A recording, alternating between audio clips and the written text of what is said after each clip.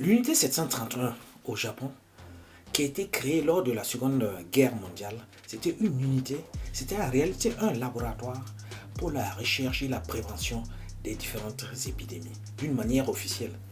Mais d'une manière non officielle, cette unité travaillait sur la production d'armes bactériologiques, parce que ces armes ont été testées sur les Chinois pendant la Seconde Guerre mondiale. C'est-à-dire qu'on injectait des virus dans le corps des Chinois pour voir comment le corps allait réagir. Et même qu'on se rappelle très bien que toute une ville a été infectée. Une ville infectée par la peste noire, une ville de 400 000 habitants.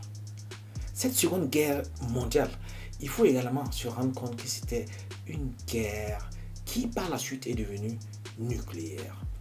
Dans le sens que les scientifiques travaillaient d'arrache-pied pour créer ces différentes armes de destruction massive. On a même créé l'arme nucléaire lors de cette seconde guerre mondiale. Parce que on se rappelle bien que Hiroshima et même Nagasaki ont été bombardés par justement les États-Unis. 2 bombes sont tombées au Japon. Mais quelqu'un pourrait se poser la question en se demandant, mais pourquoi à la fin de la guerre, c'est-à-dire en 1945, il y avait ce besoin-là d'attaquer et de jeter 2 bombes sur le Japon? Et la réponse est toute claire. En réalité, ces 2 bombes nucléaires servaient d'avertissement aux Russes. C'était juste pour freiner l'élan des Russes, pour faire comprendre aux Russes, même si les Russes ont gagné la guerre, les Russes étaient alliés pour lutter contre Hitler. C'était pour freiner la Russie dans leur prétention à réclamer plus que ce qu'ils doivent demander à la fin de la guerre, puisque la guerre était déjà finie. La Russie était déjà au centre de l'Europe. La Russie a pris l'Europe tout entière. Et cette deuxième guerre mondiale, en réalité, se passait sur 2 fronts. C'est-à-dire, tous les 2 fronts sont à l'Est.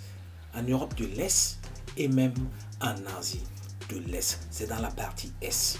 Quand on regarde la configuration, comment Hitler a envoyé plus de 200 bataillons juste sur le côté Est.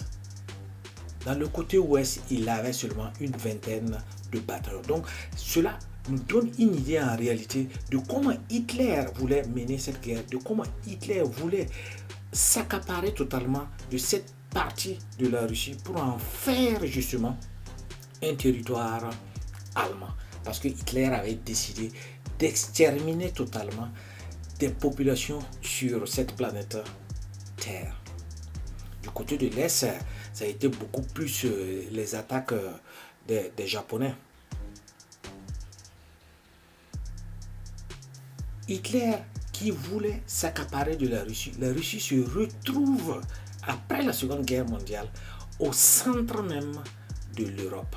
Parce que la Russie, qui est au centre de l'Europe, voulait prévenir avoir une certaine zone où elle est sûre qu'il n'y aura plus d'attaques futures, il n'y aura plus une intention d'invasion future autour de la Russie. Donc, à la fin de cette guerre, si on observe bien, il y a 2 photos, on voit 3 présidents. Ce sont les 3 bigs. C'est eux qui menaient la guerre, la Seconde Guerre mondiale. Donc, on avait Churchill, Roosevelt et même Staline. Donc, Churchill de la Bretagne, c'est-à-dire de l'Angleterre, Roosevelt des États-Unis et Staline de la Russie. Donc, au bout de sur cette deuxième photo, on voit exactement qu'il y a les 2 mains et c'est seulement Staline qui reste toujours au pouvoir. Roosevelt étant décédé, il est remplacé par Truman et un premier ministre a remplacé Churchill. Parce qu'en Grande-Bretagne, on estimait que la politique de Churchill n'allait pas du tout bien. Donc, il a été tout simplement remplacé par un nouveau. Maintenant, on était en train de créer un monde bipolaire, un monde de 2 parties, où les 2 parties vont se regarder en chien de défense. C'était également le début de la guerre froide. La guerre froide, certains ont argumenté en disant que la guerre froide a commencé depuis que Hitler a eu l'intention d'envahir, de conquérir totalement l'Europe et la Russie. Donc la guerre froide a commencé là. Mais disons que nous, on se dit que la guerre froide, c'était le début de cette guerre froide et c'était également le début d'un processus d'armement.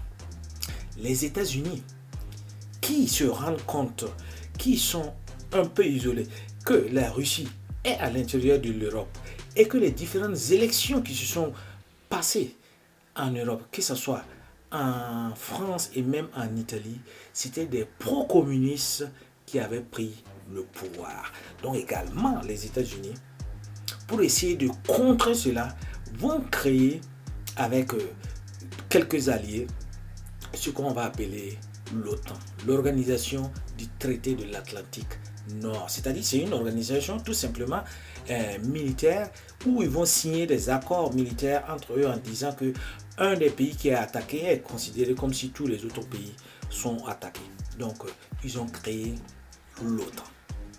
Et en plus, se rendant compte que l'OTAN, qui est également une arme militaire, il fallait ajouter en plus une arme économique pour amener les États-Unis à rentrer aussi dans le cœur de l'Europe.